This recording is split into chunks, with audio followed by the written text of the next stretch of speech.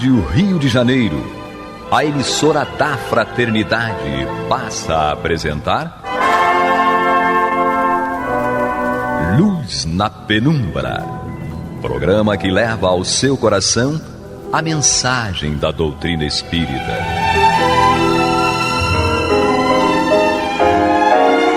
E agora, com vocês, Aloísio Guigino, Fátima Miranda e Eduardo Araújo, para o estudo da obra O que é o Espiritismo, de Allan Kardec. Olá, prezados amigos da Rádio Rio de Janeiro, sejam todos muito bem-vindos. Está entrando no ar o programa Luz na Penumbra, com o estudo do livro O que é o Espiritismo, de Allan Kardec, comigo, Eduardo Araújo, com ele, Aloísio Guigino. Nosso abraço a todos os amigos ouvintes. E ela, sempre animada, Maria de Fátima Miranda. Sim, Maria de Fátima Miranda. Tá mais animada, viu? Tá melhorando a cada dia. Viu? Graças a Deus. Estamos aqui juntos estudando o livro que é o Espiritismo. Para você que está chegando agora, um excelente momento, né, de chegar, de conhecer o programa, porque estamos iniciando aí o livro que é o Espiritismo. Estamos no capítulo 1, que é o diálogo, né, de Allan Kardec aí com o crítico, aquele que realmente rejeita completamente tudo aquilo que diga respeito à espiritualidade e vai contestar Allan Kardec e pedir que Allan Kardec o convença de que ele está errado. Então nós estamos aí no início desse diálogo, já lemos aí a primeira pergunta, a segunda pergunta do crítico, a terceira, vamos agora para a quarta pergunta dele. Então vamos nós aqui ver o que o crítico perguntou a Allan Kardec. Ele colocou o seguinte: há mais interesse em convencer-me do que o supondes. Permitis que me explique com franqueza e prometeis-me não ver ofensa alguma das minhas palavras. São as minhas ideias sobre a coisa em si e não sobre a pessoa a quem me dirijo. Posso respeitar a pessoa sem participar de suas opiniões.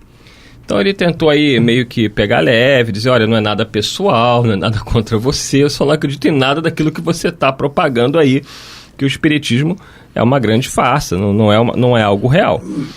É uma maneira educada, né, de dizer, ó, nada contra você, mas o que você pensa para mim. E Allan Kardec vai respondê-lo, dizendo o seguinte: o espiritismo tem me ensinado a desprezar essas mesquinhas suscetibilidades de amor próprio e a não me ofender com palavras. Se as vossas expressões saírem dos limites da urbanidade e das conveniências, apenas concluirei que sois um homem mal educado, mas não irei além. Quanto a mim, antes quero que os outros fiquem com os defeitos do que compartilhar deles. Vedes, só por isso que o espiritismo já serve para alguma coisa. Já vos disse, Senhor, não tenho a pretensão de vos fazer adotar a minha opinião. Respeito a vossa, se é sincera, como desejo que respeiteis a minha. Isso aqui é muito importante, gente. Que é um grande problema que nós vivemos no nosso país, no mundo, não só no que diz respeito à questão religiosa, mas em tudo. Questão política, questão de clube de futebol. É preciso que a gente aprenda a respeitar. Então, Allan Kardec diz que, ele diz aqui, ó, já vos disse, Senhor, não tenho a pretensão de vos fazer adotar a minha opinião. A gente tem esse péssimo hábito de querer que o outro pense igual a gente. Isso é uma coisa completamente equivocada. E Allan Kardec diz, respeito a vossa opinião, se é sincera, como desejo que respeiteis a minha.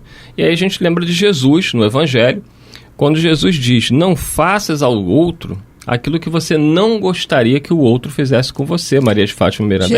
Jesus e Pilatos. Ele não tentou convencer Pilatos de nada. Exatamente. Não é? E aí, Aloísio Guigino? Isso aí é um ponto que a doutrina dos espíritos nos coloca com uma clareza muito grande, né? E o respeito é uma das virtudes, né, que nós devemos cultivar em cada um de nós. A falta de respeito para com o outro é falta de caridade. para com o outro, porque cada um de nós tem o alcance, vamos dizer, do seu entendimento, tem a sua verdade, que naquele momento é o que prevalece, e a verdade de cada um é a verdade de cada um. Uma ocasião, eu já disse isso aqui em outra ocasião, mas é válido a gente repetir. Eu ouvi uma vez do nosso querido Raul Teixeira uma colocação que é muito legal. Ele diz o seguinte: a verdade é como se fosse um grande espelho onde está refletida toda a obra da criação. Esse espelho cai no chão e parte-se em milhares, centenas de pedaços. Cada um de nós recolhe um pedacinho daquilo.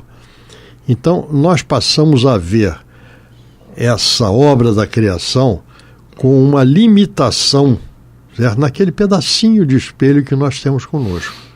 E à medida que nós vamos conhecendo mais e mais, é como se nós fôssemos juntando mais pedacinhos de espelho e nós vamos cada vez mais percebendo essa verdade. Foi o que Jesus agiu com relação a Pilatos. Quando Pilatos lhe perguntou: e o que é a verdade? Que Jesus falava, né? Em verdade vos digo. Então Pilatos: e o que é a verdade? E Jesus não respondeu, porque o pedacinho de espelho de Pilatos era muito pequenininho. Então não adiantava ele fazer... Era uma farpinha. Um caquinho, né? Não adiantava ele fazer uma explicação com a profundidade que seria o caso e não estaria ao alcance do outro. Então, o respeito que nós devemos ter para com o outro prende-se a esse entendimento que cada um de nós também, somos detentores de um pedacinho desse espelho. E não vamos querer que o outro veja tudo que nós conseguimos ver no nosso pedacinho. Cada um tem a sua percepção e cada um vai crescendo nos acréscimos de pedacinhos de espelho e cada vez alcançando mais e mais a complexidade do que seja a verdade. Vamos lembrar que Jesus diz: conhecereis a verdade e a verdade vos libertará. Então, é algo que apenas com o passar do tempo e o nosso esforço irá acontecer em nossas vidas. Respeitemos o momento do outro e é algo que é fundamental na nossa vida de relação. Vamos continuar aqui. Lembrando você que está chegando, programa Luz na Penumbra, com estudo do livro que é o Espiritismo, de Allan Kardec. Estamos aqui no capítulo 1º, né, o diálogo de Allan Kardec com o crítico, a quarta pergunta do crítico, e nós estamos aqui no meio da resposta de Allan Kardec, que diz o seguinte: acreditando ser o Espiritismo um sonho sem sentido, dissestes, sem dúvida, vindo à minha casa, vou ver um louco. Confessai-o francamente, pois com isso não me escandalizarei. Então, todos os espíritas são loucos. Essa é coisa sabida. Pois bem, se julgais assim, eu tenho escrúpulo de transmitir-vos a minha enfermidade mental. E causa-me espanto ver-vos com tal pensamento. Buscar uma convicção que vai vos colocar no número dos loucos. Se já estáis persuadidos de que não conseguiremos convencer-vos, o passo que destes é inútil, visto que só terá por fim a curiosidade. Abreviemos, pois, por favor, porque me falta tempo para perder em conversações sem objeto. Olha a resposta aí. O humor de Kardec. Brilhante, né? Porque assim, se a criatura pensa que nós estamos loucos, o que ele vai perder o tempo dele conversando com o louco para pedir que o louco o convença a ser louco também? Então não tem o menor sentido. Claro que Kardec usou aí um pouco de humor com ele, né? Claro que um humor sadio, respeitoso. Sim. Não, ele riu de si mesmo, não é? Respeitoso, no sentido de que, olha, você não acredita em nada disso, para você, tudo isso que nós aqui estudamos, que nós pesquisamos, é uma pura loucura. Por que você vai querer se envolver com algo que você não acredita e que você tem como uma loucura? Então, não tem o menor sentido. E o homem não satisfeito, né, o crítico continua. O homem, diz ele, pode enganar-se, deixar-se iludir, sem que por isso seja louco. Allan Kardec responde: dizei logo, acreditais, como muitos, que isto é moda, que durará certo tempo, mas deveis convir que um passatempo que em alguns anos tem conquistado milhões de partidários em todos os países, que conta entre seus adeptos sábios de toda a ordem, que se propaga de preferência nas classes mais esclarecidas, é mania singular, que merece ser examinada. Então, Allan Kardec vai deixando claro que, apesar da recusa, né, deste crítico em compartilhar, né, desse conhecimento, em acreditar nos fenômenos, homens sérios, né, de toda a Europa, da América, que Allan Kardec diz já contava aos milhões, estavam estudando ativamente os fenômenos espíritas, homens de ciência, homens de sabedoria, que estavam se debruçando sobre os fenômenos, que com certeza haveria de ter algo de sério, porque se não fosse algo sério, homens sábios, homens sérios não estariam ali pesquisando. E a gente verifica isso facilmente. Até hoje nós vemos que a doutrina ela é muito bem aceita nas classes mais esclarecidas. Não que não seja nas menos esclarecidas, mas mostrando que muitas pessoas que antes seriam céticas, seriam agnósticas, elas conseguem encontrar no espiritismo cristão explicações racionais que não fogem àquilo que a ciência prega, aquilo que a ciência ensina. Até por esse motivo, Allan Kardec chama o espiritismo de uma ciência nova, Aloysio Guigino. O espiritismo veio revolucionar o conhecimento espiritual, vamos dizer assim, da humanidade, né? Porque vem colocar com tanta clareza, com tanta consistência, essas argumentações, essa busca de entendimento daquilo que a vida nos oferece, que rapidamente vai adquirindo os adeptos, aqueles que buscam, que adotam, que abraçam essa doutrina. Um exemplo disso por exemplo, a reencarnação, certo? Que veio, não que ela não existisse anteriormente como conhecimento do homem, desde os primeiros tempos, e os judeus na época de Jesus já tinham a reencarnação como uma realidade. Mas com o tempo isso foi se perdendo nas névoas do tempo. Certo? Uau, sim, isso é poético. Foi longe, né, agora? Poético.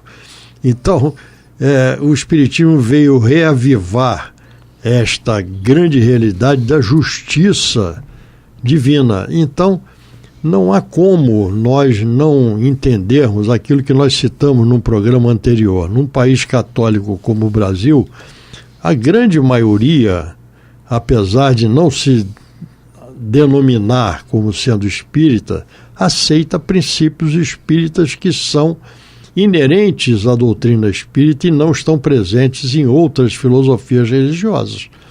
Então,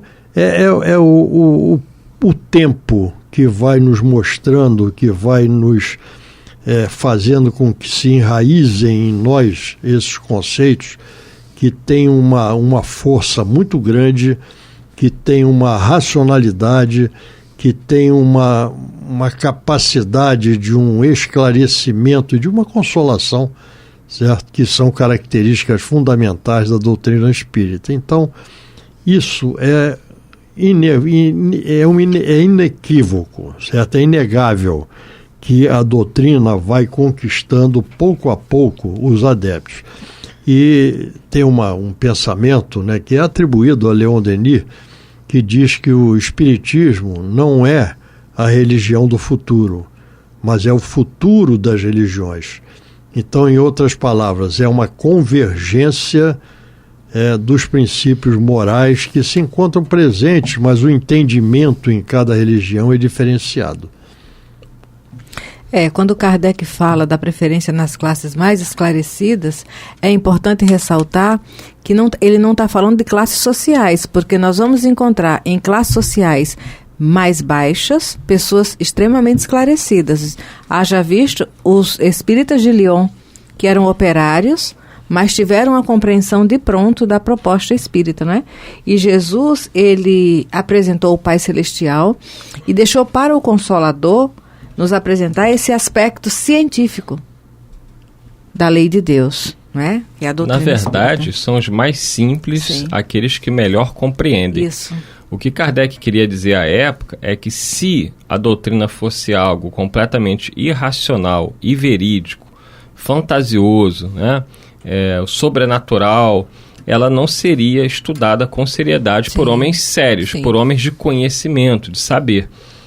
O fato destes homens se interessarem pelo estudo dos fenômenos já demonstrava que a coisa em si era séria, né?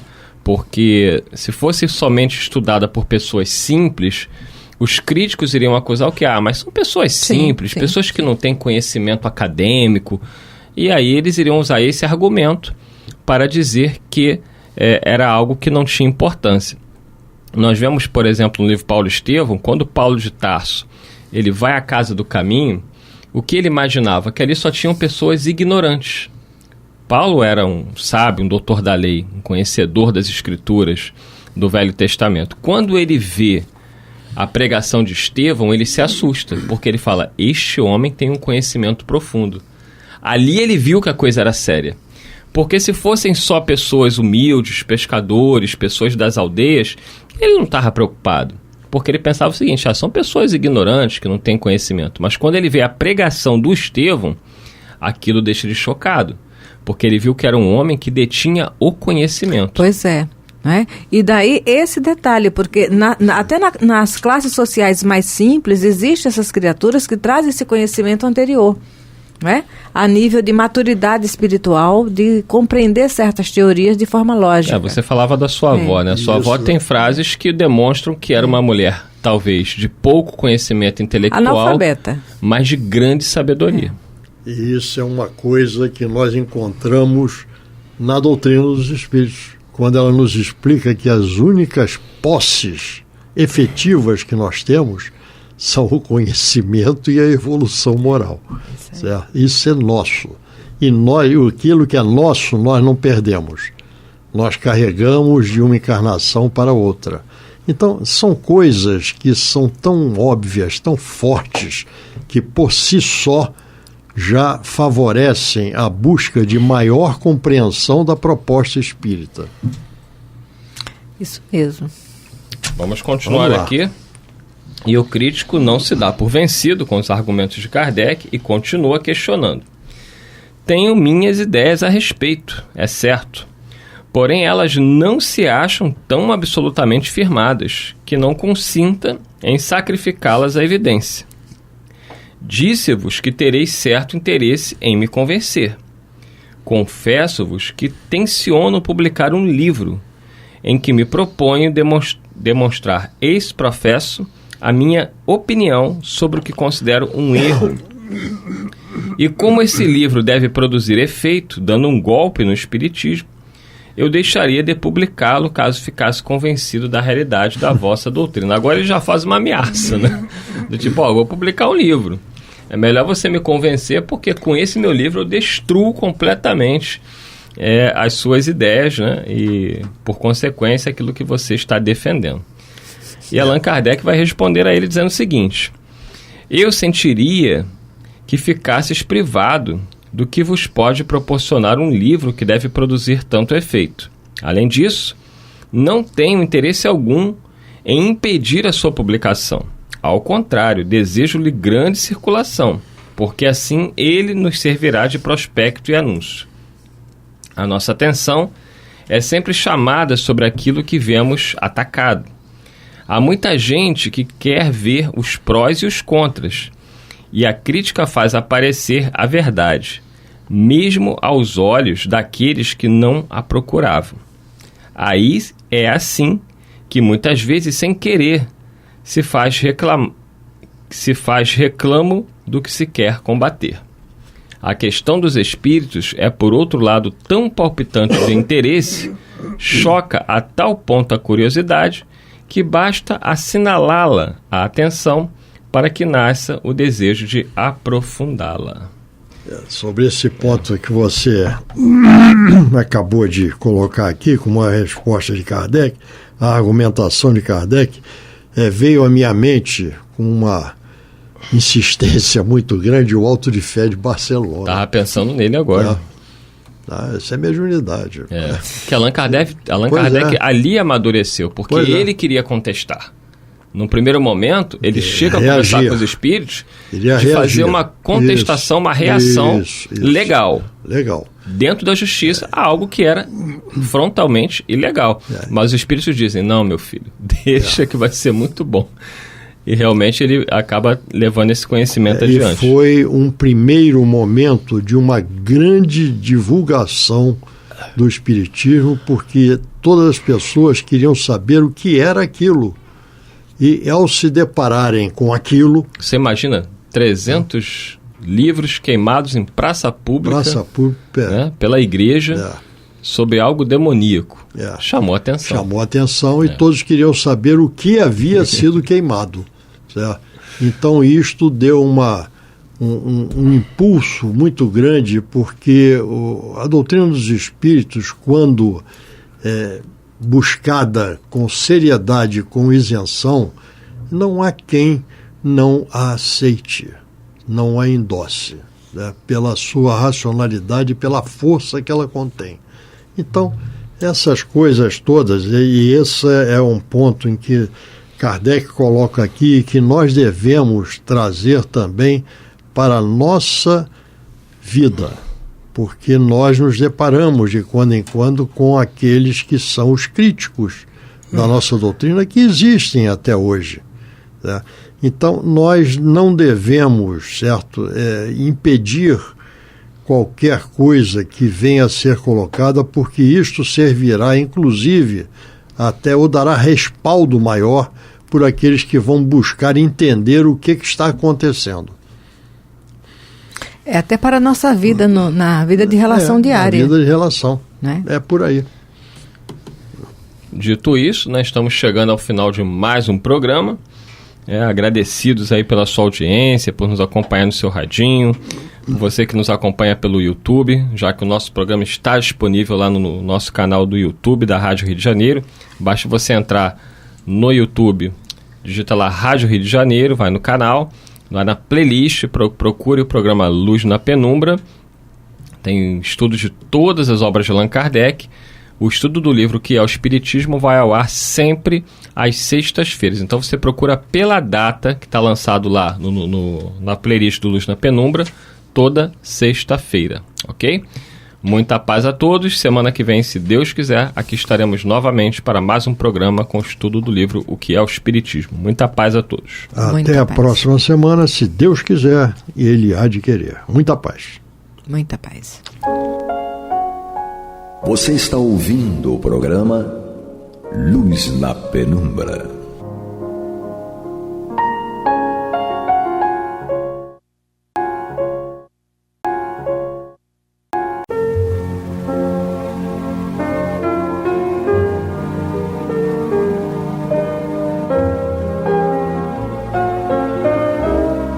A Rádio Rio de Janeiro está levando ao seu lar e ao seu coração a mensagem consoladora da doutrina espírita, através do programa Luz na Penumbra.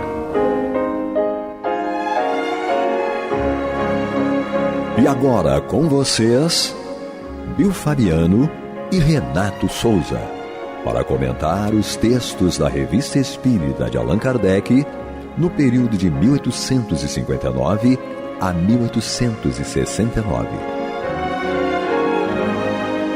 Olá, queridos irmãos e irmãs da Rádio Rio de Janeiro, emissora da Fraternidade. Sou Bill Fabiano, estamos juntos mais uma vez aqui, meu parceiro Renato Souza, para darmos continuidade ao estudo da obra Revista Espírita 1861. Estamos juntos mais uma vez, meu parceiro. Boa noite. Boa noite, Bill. Boa noite a todos. Exatamente. Vamos lá, dando continuidade aqui, né? Estamos em fevereiro, não é isso? Exatamente, fevereiro de 1861. Muita coisa legal aí pra gente ainda estudar. Falar, analisar, sempre à luz da nossa ignorância, né? Exato, analisar, debater, não é isso? Responder. Exatamente. Dentro das nossas possibilidades. Exatamente. Não é? A gente, como diz o nosso presidente, se a gente não souber, a gente vai buscar, né? Ou então diz não sei. Exatamente. Não sei. Não sei agora, vamos buscar isso aí, porque o que a gente...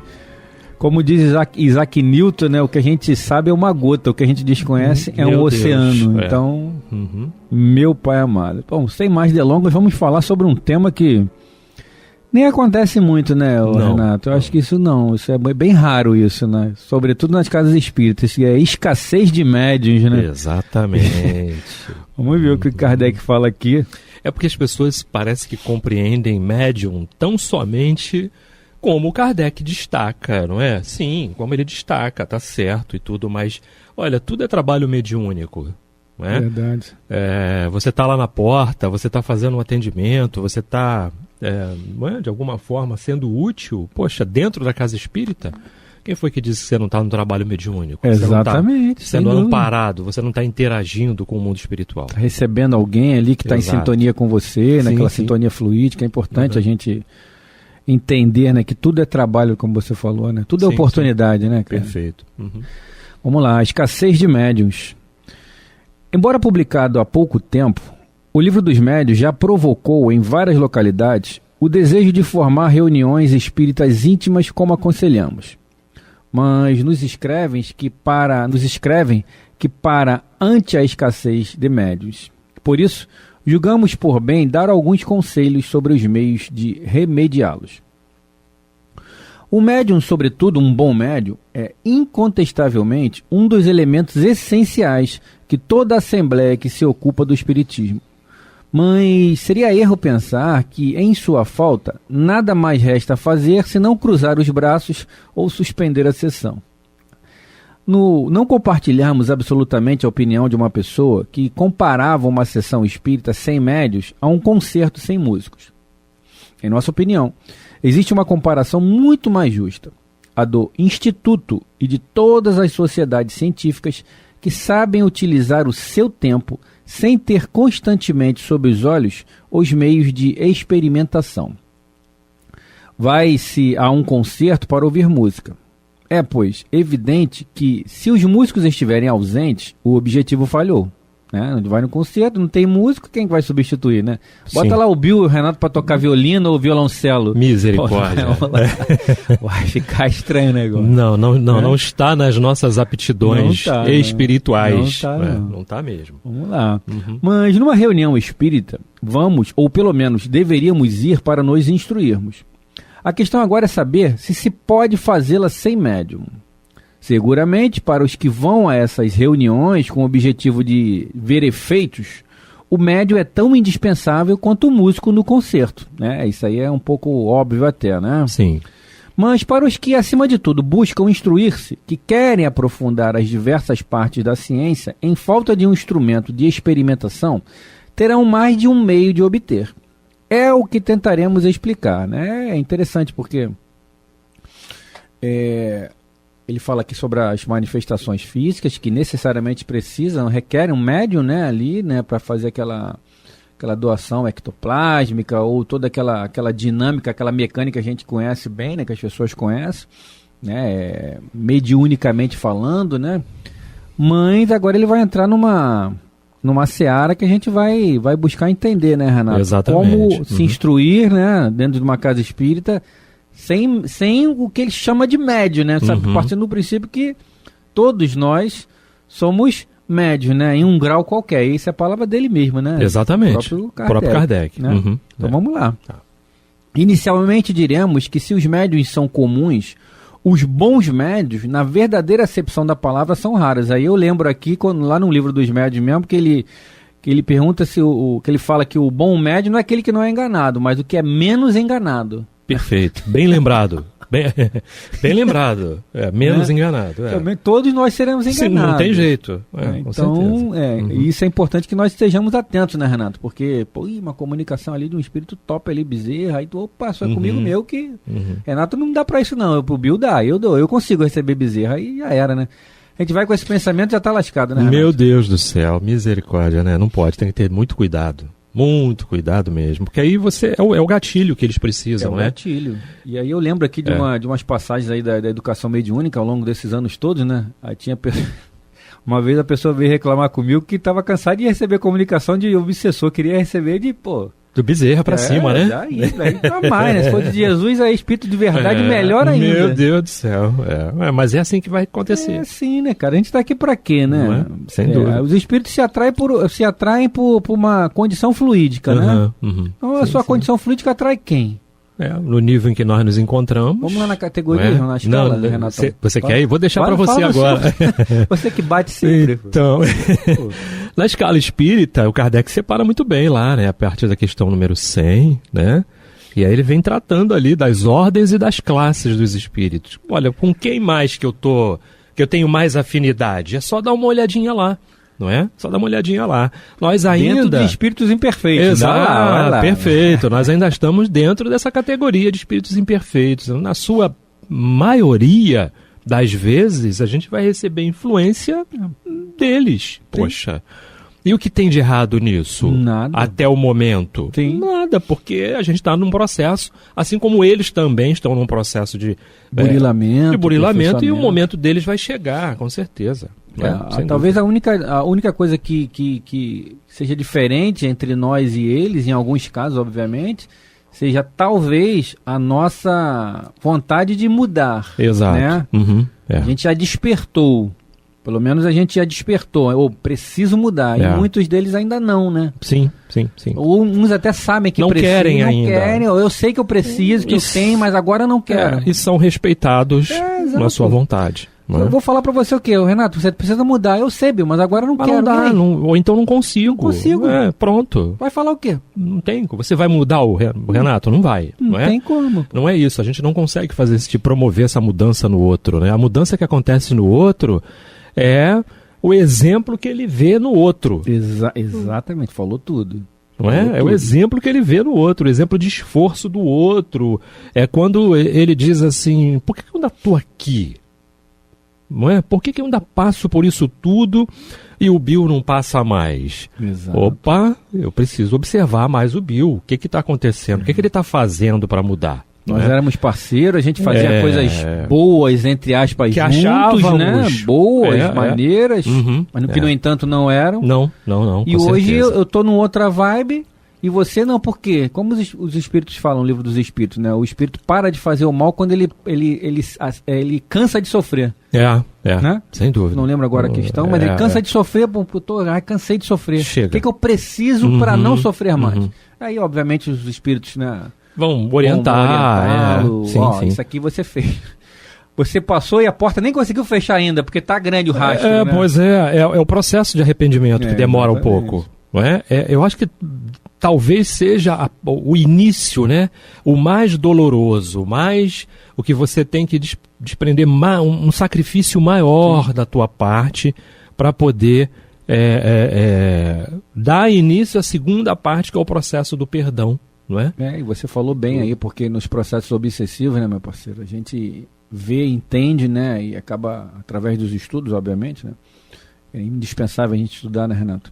Vale a pena a gente falar sempre na necessidade de estudar. Temos que estudar. Não tem outro jeito. Não tem outro jeito. E aí a gente vê que muitas das vezes, a gente coloca sempre o nosso exemplo aqui, que para vocês não ficarem aí, eu sou assim, eu sou assado, não. Você não é nada. Eu e o Renato é que somos. Nós que somos assim, assado, cozido, frito. Né? Sim, perfeito.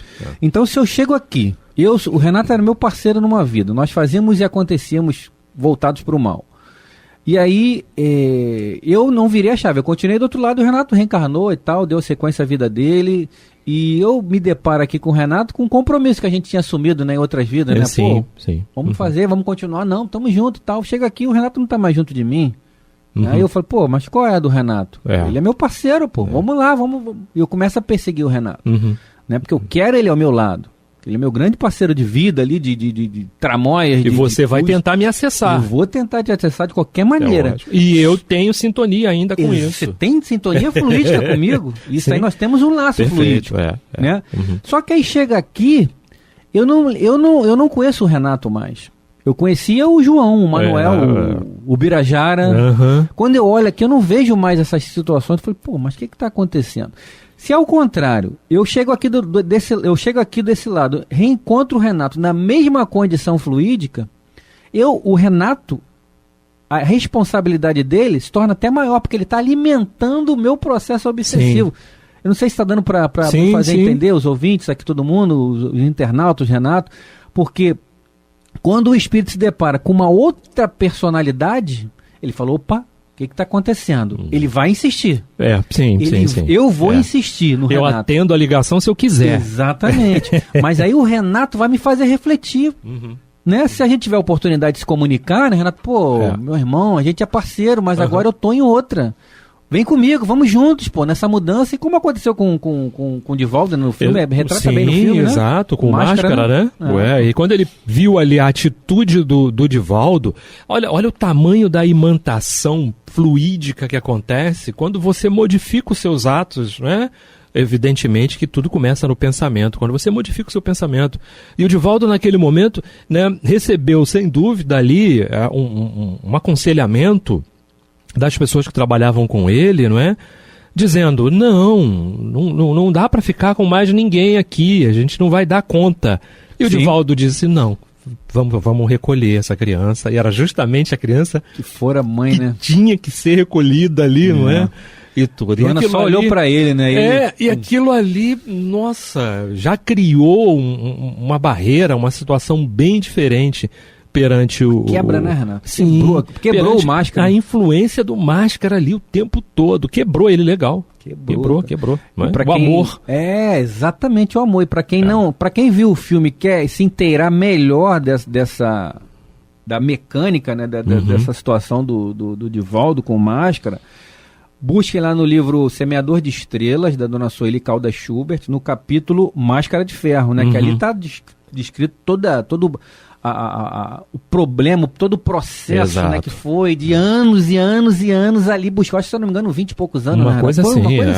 Muita perseguição, e depois ele continuou ali até vir a ser trabalhador também do outro lado da maçã do caminho com o Divaldo, né? Então, enfim, é isso. Vamos lá, meu parceiro? Vamos. A experiência prova diariamente que não basta possuir a faculdade mediúnica para obter boas comunicações.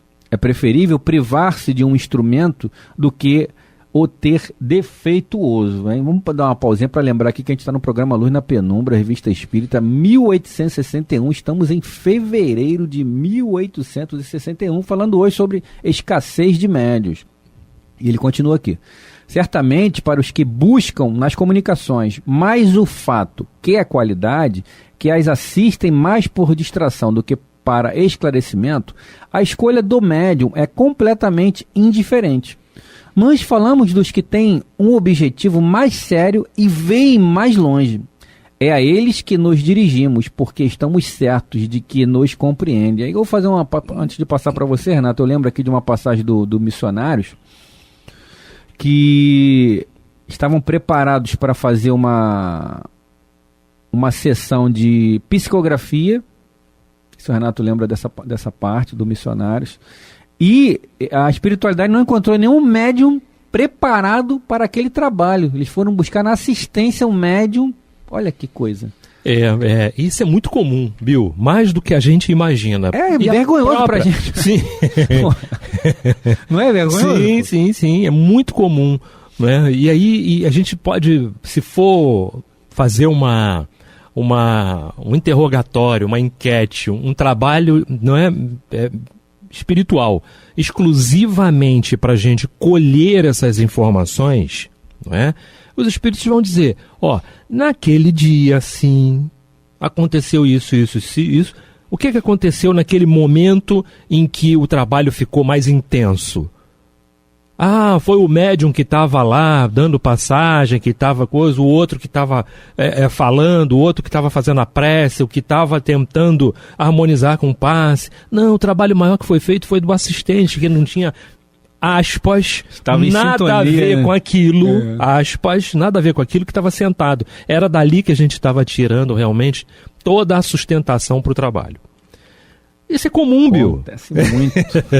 É muito comum. Não raro. Não raro, né? Sem dúvida, né? E aí, olha a nossa responsabilidade, você falou tudo. É muito, né? É uma responsabilidade muito grande. Porque a espiritualidade... O pressuposto do médium, trabalhador de uma casa espírita, é não criar barreiras para os espíritos, para a espiritualidade maior, né? Mas é o que mais acontece. É o que mais acontece. Por exemplo, vamos botar um exemplo aqui prático, né? Que a gente sabe que acontece.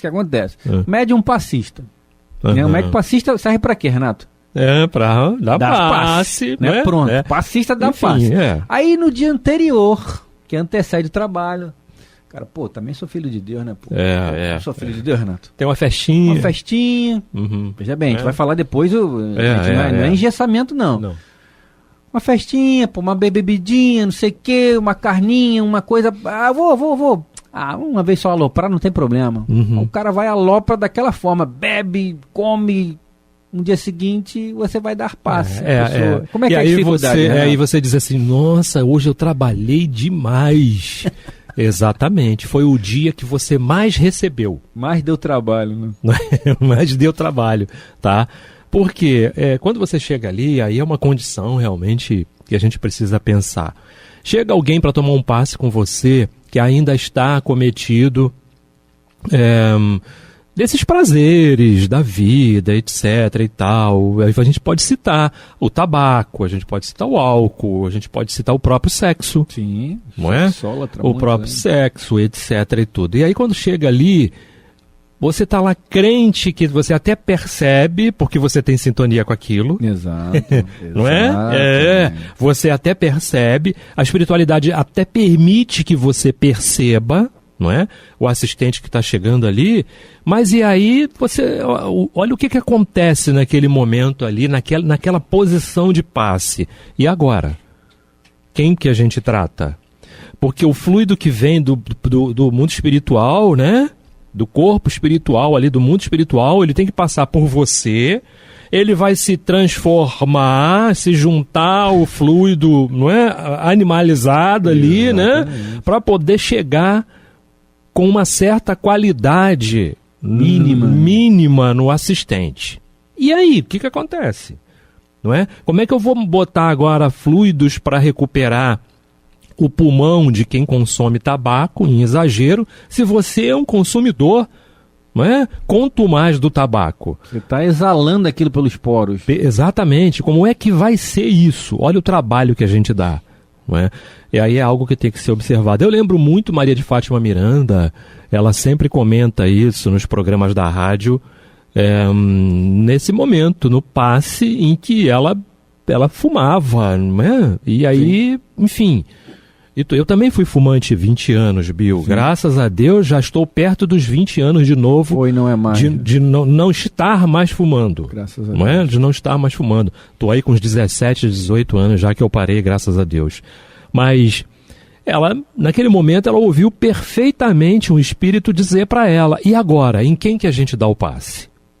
Em você ou no assistente? É um choque isso, né? Nossa, meu Deus... Era para você sair do passe, né? Você chegar e dizer, e ser coerente, chegar e dizer assim, meu irmão, só um minutinho, por favor, vai vir uma outra pessoa aqui para ministrar o passe, tá ok? Mas por que não? Vai vir outra pessoa ministrar o passe, fique tranquilo que vai ficar tudo bem. Vai dar tudo certo. Não é? Vai dar tudo certo. Mas é algo para você parar e pensar. Refletir, né? Refletir muito. Mas agora, para a gente deixar as pessoas não assustadas, o que a gente deve fazer? Parar disso? Parar de ir à festinha? Parar de fazer o que gosta? Não. O problema está no exagero, né, Bill? Exatamente. E aí, amanhã é dia de trabalho mediúnico. Olha, a gente sabe que o preparo é todo dia. Sim. A gente sabe disso. Mas nós estamos prontos para jejuar? Não. Dessa forma?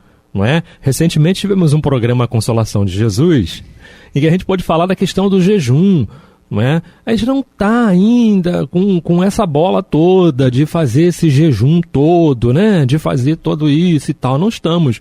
Mas a gente precisa minimamente tratar de algumas coisas. Porque a gente faz promessa para não fazer mais? Não. Prometa a Deus que eu não vou fazer mais isso? É não assim, funciona, Renato? Muito bem, não. É força de vontade.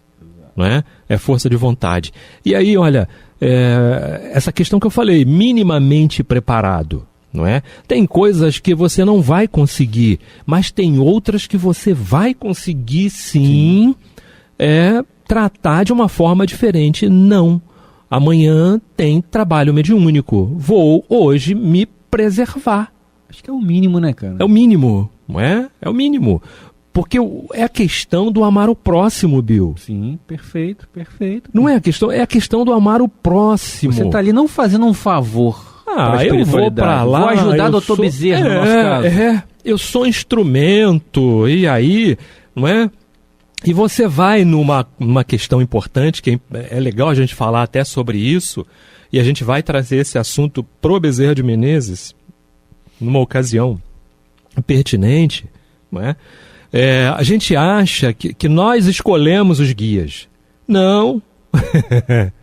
Você não tem. Que condição que o Renato tem de escolher alguma coisa? Bota uma fila ali, tem 10, escolhe aí uma aí, Renato. Que condição que o Renato tem? Não tenho condição de escolher muita coisa, não.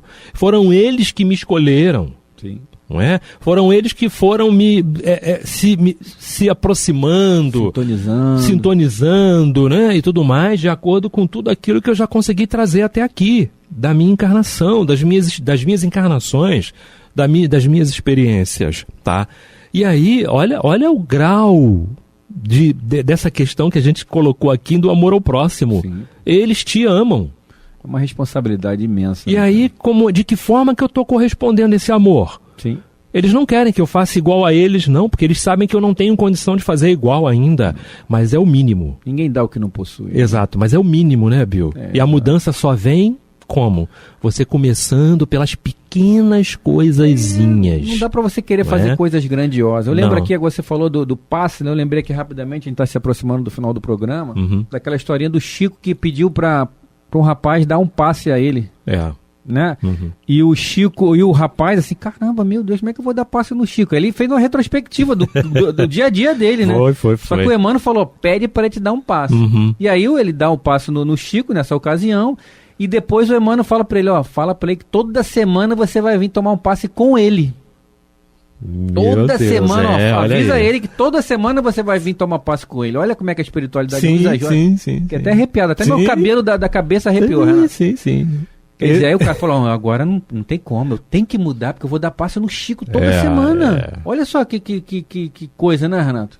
E é isso que a gente tem que entender isso. É o chamado, né, Bill? É o chamado. É o chamado. Eu vou dar passe no Chico, faça esse exercício, né? Nós fazemos também esse exercício, né, Renato? Vou dar passe no Chico toda semana. Sim. A gente já vai ter uma referência boa para isso, né? Quem vai comparecer na tua posição de passe ali é alguém pela qual você não se lembra, mas que guarda uma relação contigo. Exatamente. E aí lembre-se do mandamento maior de Jesus, amai o próximo como a si mesmo. Exatamente. Se você lembrar disso a todo tempo na tua vida, em tudo, não é só no trabalho mediúnico, não, a tua vida vai fluir bem melhor. Exatamente. Como é que se faz isso? Não fazendo com o outro aquilo que você não quer que o outro vos faça. Isso. Não é? Diante disso, só nos resta agradecermos, né, Renato? Por mais uma noite de Luz na Penumbra, Revista Espírita 1861. Estamos em fevereiro. Na próxima semana estaremos juntos, no mesmo horário, às 21h30, sexta-feira.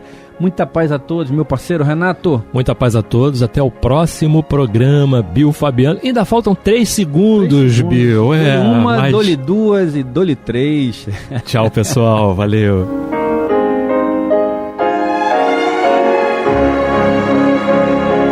E vamos ouvir agora a prece de encerramento de nosso programa, na voz de Geraldo de Aquino. Jesus, dá-nos coragem para a luta, piedade para os insultos e misericórdia para as injustiças e ingratidões. Limpa nossa alma de inveja e ambições mesquinhas, de ódio e de vingança o nosso caminho. E que dentro em pouco, ao recolher-nos de novo, ao calor do nosso leito, para que o sono nos dê a paz e o esquecimento das tristezas humanas, possamos sentir, Senhor, no mais íntimo de nosso ser, a doçura indefinível do Teu amor e a grandeza incomparável da Tua divina presença. Que assim seja.